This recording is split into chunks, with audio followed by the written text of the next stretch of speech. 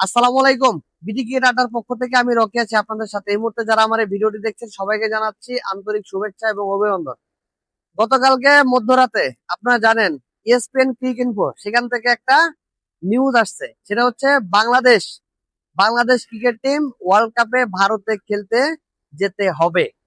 এক কথায় পাকিস্তান যে শ্রীলঙ্কার মাটিতে খেলবে, তো তার জন্য যে আইসিসি অনুমতি দিছে বা পাকিস্তান ক্রিকেট বোর্ড আইসিসির সাথে যোগাযোগ করছে, সিকিউরিটি পারপাসের কারণে পাকিস্তান ইন্ডিয়ার মাটিতে খেলতে যাবে না।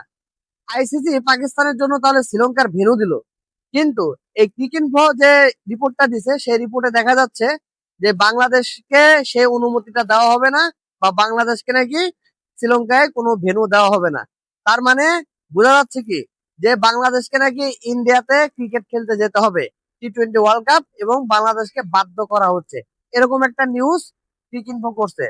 তো যার কারণে আপনারা জানেন যে বাংলাদেশ বাংলাদেশের যারা দর্শক আছেন, বাংলাদেশের যারা ফ্যান ফলোয়ার আছেন ক্রিকেট টিমের, তারা প্রত্যেকটা মানুষ কিন্তু এই বিষয়টা নিয়ে কিন্তু গতকালকে রাত থেকে কিন্তু সোশ্যাল মিডিয়ায় কিন্তু তুমুল ঝড় শুরু হয়ে গেছে। তবে শুধু আপনাদেরকে একটা কথা মনে করাই দিতে চাই, সেটা হচ্ছে এটা শুধু ক্লিক ইনফোর একটা নিউজ, কিন্তু আইসিসি থেকে এখন পর্যন্ত অফিসিয়ালি কোনো মেসেজ আসে নাই, অফিসিয়ালি কোনো মেল আসে নাই, বিসিবি কে তারা এখন পর্যন্ত অফিসিয়ালি জানায় নাই।